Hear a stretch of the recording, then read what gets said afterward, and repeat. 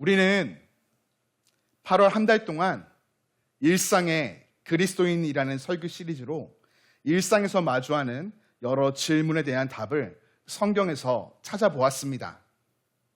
그리고 오늘 일상에서 우리가 가장 많이 고민하며 질문하는 한 가지 주제, 이것을 성경이 무엇이라 말하는지 함께 찾아보고자 합니다. 어느 날 남편이 아내에게 말합니다. 여보, 내 월급은 마치 눈과 같아. 아내가 묻습니다. 왜요? 남편이 대답하기를 손에 잡자마자 녹아 없어져 버리거든. 또 이런 말이 있죠. 최근 과학계에서 빛보다 빠른 것을 발견했다고 하는데요. 바로 통장에서 빠져나가는 카드값이라고 합니다. 웃음이 나오는 동시에 우리의 마음이 한편이 쓰려옵니다. 공감되는 이야기이기 때문이죠. 돈은 우리 삶에 너무나 밀접합니다. 돈. 우리에게 필수적이죠.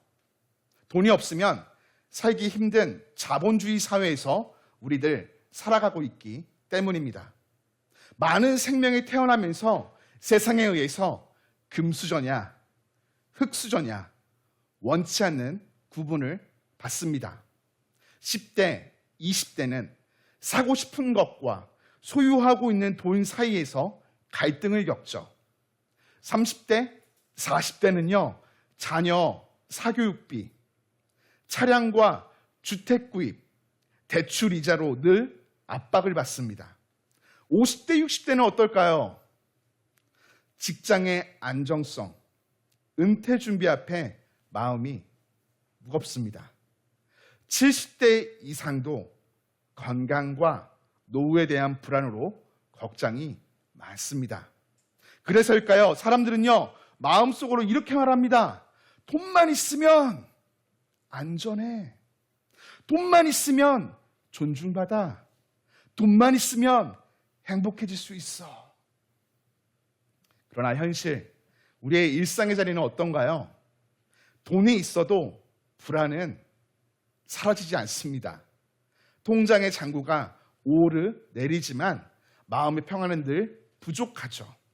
돈 때문에 건강을 잃어버리고 돈 때문에 친하던 사람들과 관계가 깨어져 버리며 어떤 이는 돈 때문에 인격, 성품까지 망가지는 모습을 보여주기까지 합니다.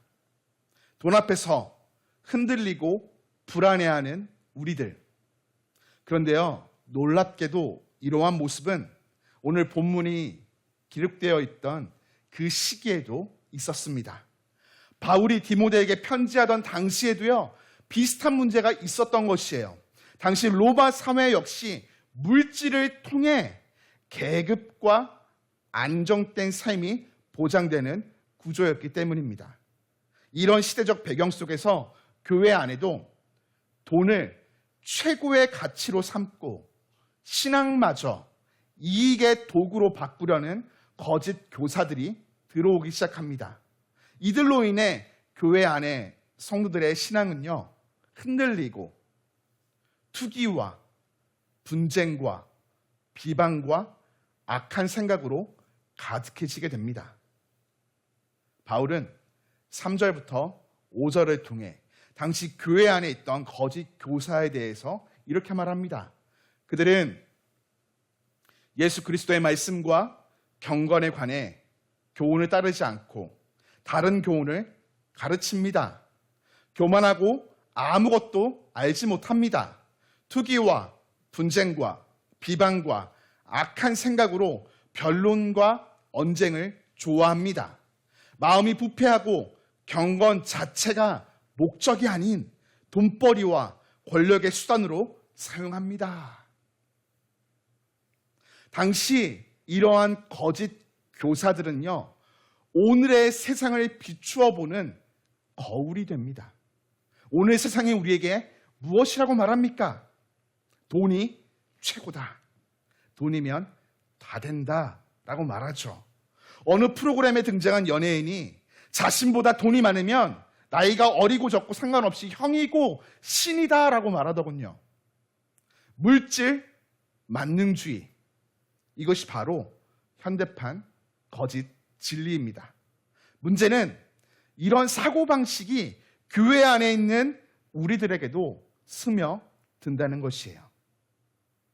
예수님을 믿고 따름이 하나님 나라와 영광을 구하는 참된 제자의 삶을 살아가기 위한 목적이 아니라 이 땅에서 잘 먹고 잘 살기 위함이 목적이 되고, 경건이 신앙의 성장보다 복받기 위한 도구가 되며, 믿음을 지키는 이유가 하나님을 사랑함이 아닌 돈과 성공을 위한 변질로 나타난다는 것이죠.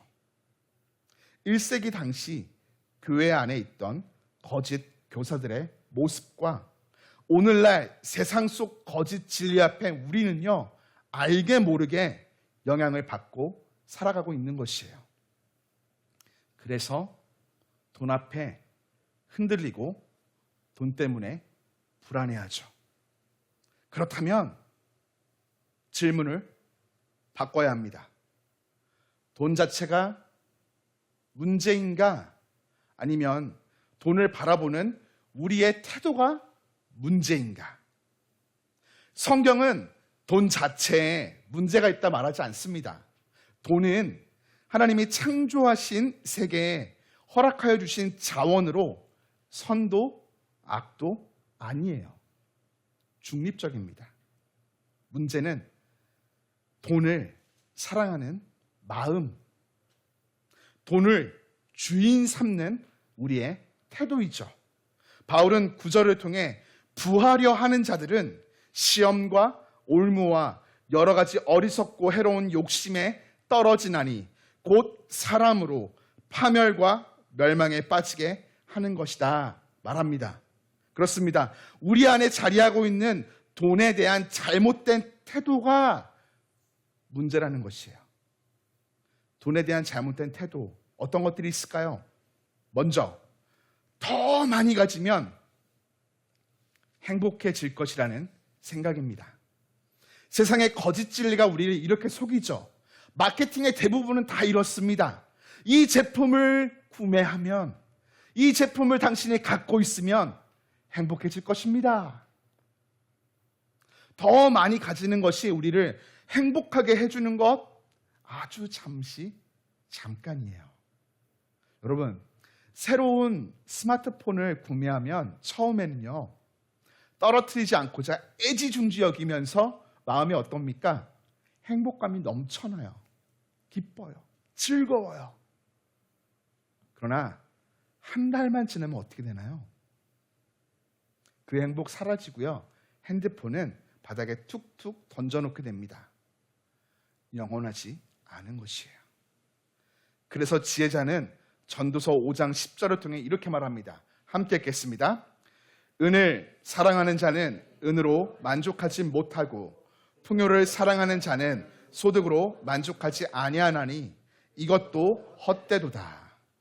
돈은 잠시 우리에게 기쁨을 줄 수 있어요. 하지만 지속적인 행복을 보장하지는 못합니다.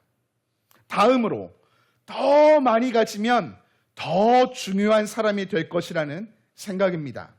세상은 소유로 사람의 가치를 매깁니다. 내가 얼마를 소유했느냐에 따라 자신의 가치가 결정된다 사람들은 생각하죠. 같은 재질과 디자인의 가방일지라도 브랜드에 따라 가격이 다르고요. 이를 들고 다니는 사람의 지위 또한 달라지는 것처럼 느껴집니다. 사람들은 내가 소유한 것으로 자신의 능력을 나타낸다 생각해요. 네, 일정 부분은 맞습니다. 부정할 수 없어요. 그러나 그것이 영원한 참이 될 수는 없습니다. 예수님은 어떠셨나요? 집도, 옷도, 소유도 거의 없으셨습니다. 세상의 가치 기준이라면 예수님은 가장 중요하지 않은 사람인 거예요. 하지만 예수님은요, 인류 역사상 가장 존귀한 분이셨습니다. 그러함은 더 많이 가지셨기 때문이 아니라 모든 것을 다 내어주셨기 때문이에요. 마지막 남은 한 방울의 피까지 십자가에서 우리를 위해 다 내어주셨기 때문에 오늘 우리가 구원을 받게 되는 것입니다. 우리는요, 더 많이 가졌기 때문에 더 중요하고 덜 가졌기 때문에 가치 없는 존재가 결코 아니에요. 우리의 가치는요, 소유의 많고 적음이 아니라 하나님의 사랑, 구원에 있습니다. 믿으시기를 바랍니다. 끝으로 더 많이 가지면 더 안정될 것이라는 생각입니다. 많은 사람이 지금보다 더 많이 가지고 있으면 불확실한 미래에 더 안심할 수 있다라고 생각합니다. 집값, 노후자금, 자녀 교육비, 끝없이 늘어나는 필요 앞에 소유한 것이 안전망처럼 보이는 것이죠. 그러나 현실은요, 정반대예요. 심리학 연구에 따르면 소득이 일정 수준에 이르면 우리 안에 있는 불안은요, 줄어듭니다. 하지만 그 일정 수준을 넘어가면요, 불안은 줄어들지 않고요, 오히려 더 커져간다라고 합니다. 가진 것이 많을수록 더 든든해지고 안심되는 것이 아니라 더 잃을까봐 두려워하며 불안이 커지는 것이죠. 우리 삶에 안정감을 주는 것은요, 내가 얼마나 가지고 있느냐에 오지 않습니다. 우리 삶의 안정감은 하나님과 나와의 관계 안에서 오는 신뢰에서부터 시작됩니다. 그래서 디모데전서 6장 17절은 이렇게 말해요. 정함이 없는 재물에 소망을 두지 말고 오직 우리에게 모든 것을 후히 주사 누리게 하시는 하나님께 두라. 우리가 가진 곧 사라져버리는 소유의 미래를 걸며 안정감을 두는 어리석은 일을 버리고 불확실한 미래 가장 확실한 의지가 되시는 주님께 소망과 안정감을 두라는 것입니다. 어떤 일이 일어나도 결코 변하거나 사라지지 않는 하나님과 우리 안의 관계가 우리의 삶을 든든하게 하는 안정감의 근원이라는 것입니다. 이렇게 우리 안에 있는 돈에 대한 잘못된 태도를 살펴보았다면 이제는 성경이 제시하는 바른 길을 살펴보아야 할 것 같습니다. 바울은요, 단순히 문제만 지적하고 끝나지 않아요.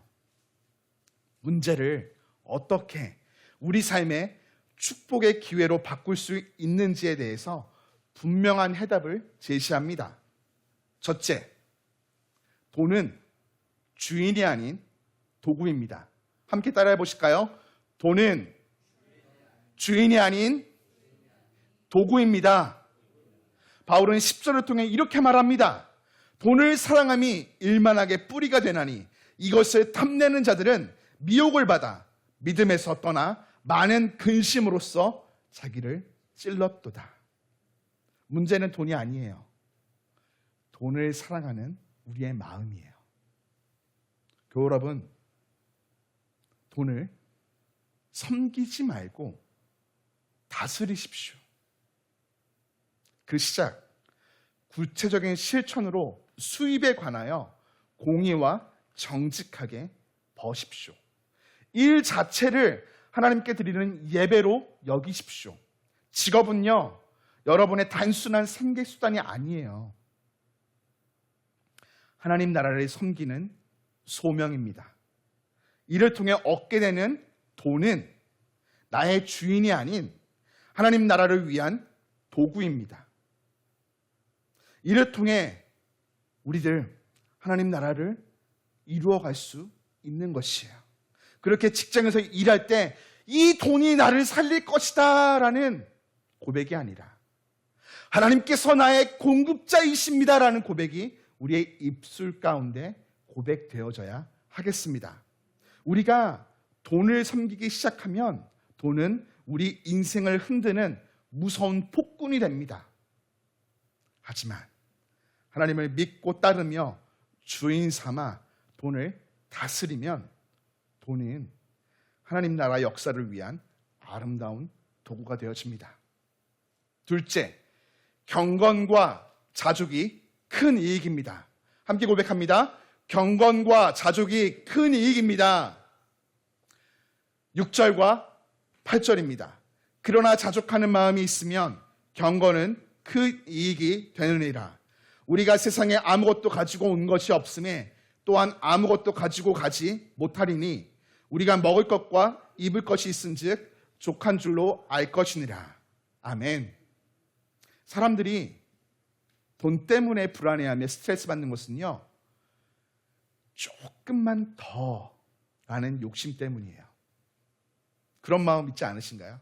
조금만 더. 이것이 결국 우리의 건강을 해치고요, 믿음을 저버리게 하며 풍성한 인간관계를 깨트려 버립니다. 이것을 극복하는 방법이 바로 자족이에요. 자족하는 마음이 있으면 경건에 큰 이익이 됩니다. 여기서 자족이라는 단어는요, 스스로 만족하는 것, 하나님 안에서 충분함을 누리는 것을 의미합니다. 하나님께서 우리 삶에 베풀어 주신 것이 부족함이 없음을 고백하며 살아가는 것이에요.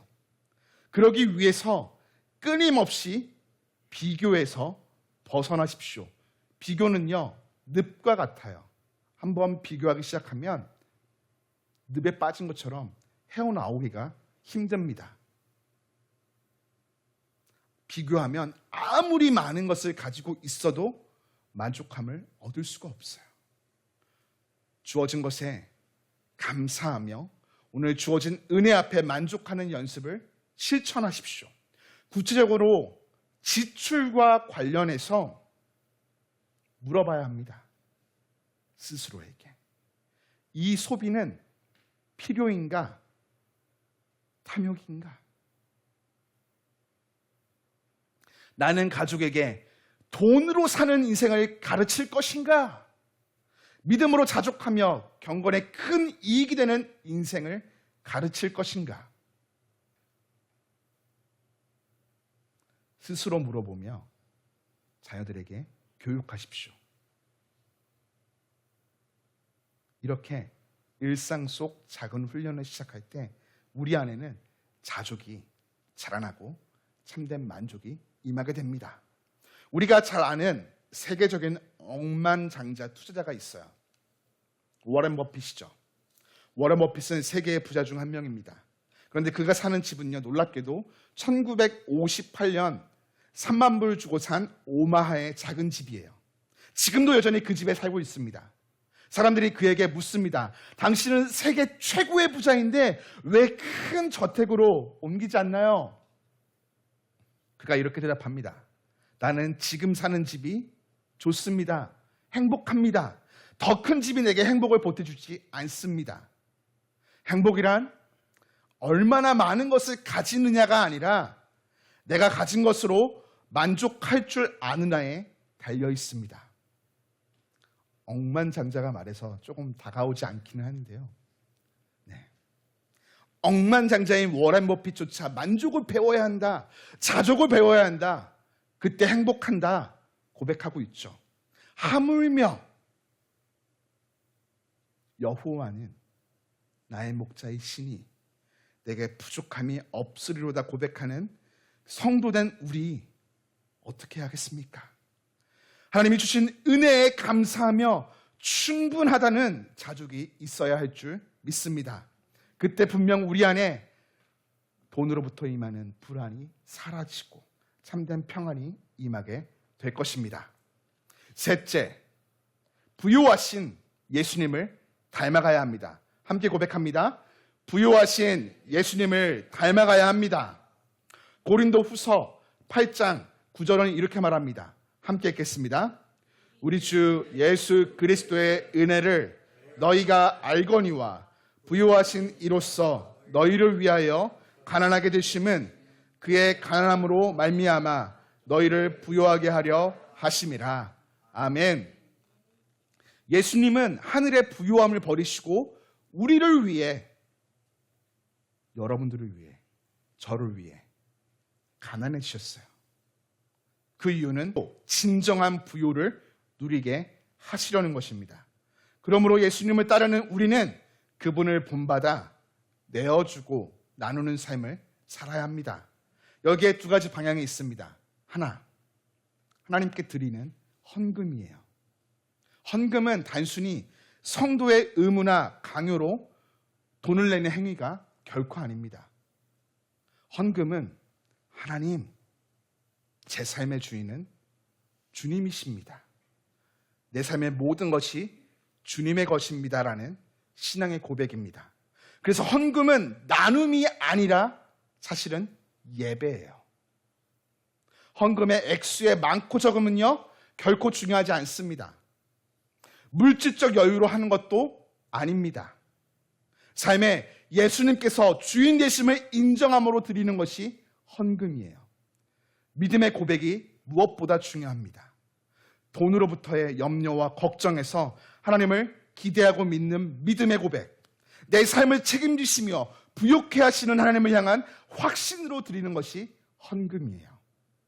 하나님을 향하여 나는 돈을 주인으로 삼지 않고 하나님을 주인 삼아 신뢰합니다 라는 믿음이 담긴 신앙의 고백이 오늘 우리의 헌금 가운데 담겨 있어야 돼요. 불안한 미래를 돈으로 준비하는 삶을 사는 것이 아니라 내 삶을 책임지시며 부욕해 하시는 하나님을 신뢰한다는 믿음의 결단과 실천을 담아 헌금을 드려야 하는 것이에요. 둘째, 이웃을 향한 나눔입니다. 예수님이 우리에게 생명을 내어 주신 것처럼 우리도 가진 것을 나누어야 합니다. 가족 안에서, 신앙 공동체 안에서, 사회 속에서 필요한 자들에게 흘려보내는 삶이 바로 예수님을 닮아가는 삶이에요. 물질을 나누는 것뿐만 아니라 시간과 재능과 마음까지도 나눌 수 있어야 합니다. 예수님을 닮은 삶은 헌금과 나눔 두 가지가 함께 있어야 돼요. 하나님을 향한 헌금은 우리의 믿음을 세우고 이웃을 향한 나눔은 사랑을 완성합니다. 예수님께서 가난해지심으로 우리를 부유하게 하셨듯 우리도 우리의 것을 내어줄 때 이 땅에 하나님의 부요가 흘러가게 될 것입니다. 감리교 창시자인 요한 웨슬리가 말합니다. 열심히 정직하게 벌고 절제하며 쓰고 아낌없이 나눠라. 그리스도인의 삶은 돈을 더 가지고 쌓아놓는 곳에 있지 않고 더 나누는 데 있습니다. 이것이 예수님을 따르는 제자의 삶이죠. 사랑하는 교회 여러분, 돈은요 단순히 경제 문제가 아닙니다. 믿음의 문제예요. 돈을 사랑하면 결국 많은 근심으로 자신을 찌르게 됩니다. 그러나 경건과 자족은요 우리를 자유케 하고 평안을 선사합니다. 혹시 돈이 여러분들의 삶의 주인이십니까? 아니면 하나님이 주인이십니까? 돈으로 안전을 사려는 순간 불안은 커질 것입니다. 그러나 하나님을 신뢰하는 순간 참된 자유와 평안이 임하게 될 것입니다. 말씀 한 구절로 설교를 마무리합니다. 히브리서 13장 5절입니다. 함께 읽습니다. 돈을 사랑하지 말고 있는 바를 족한 줄로 알라. 그가 친히 말씀하시기를 내가 결코 너희를 버리지 아니하고 너희를 떠나지 아니하리라 하셨느니라. 아멘. 우리가 진정으로 사랑하며 붙잡고 의지할 것은요 돈이 아니라 우리를 결코 버리지도 떠나지도 아니하시는 하나님 한 분이십니다. 믿으십니까? 돈으로 인해 아무리 힘든 상황 가운데 있을지라도 하나님께서 이길 힘과 능력이 되어주심을 믿으십시오. 하나님이 여러분에게 허락하신 것 앞에 자족하며 최선을 다하십시오. 불안한 자리에서 돈 때문에 흔들리는 것이 아니라 무엇보다 하나님을 붙잡고 신뢰하십시오. 성경이 말하는 진리, 기본적인 원리를 따르십시오. 그때 성경이 약속하듯 하나님께서 우리의 공급자 되사 삶을 책임지십니다. 그곳에서 우리의 돈, 걱정은 하나님께서 돈, 워리로 바뀌게 하실 것입니다. 기도합니다.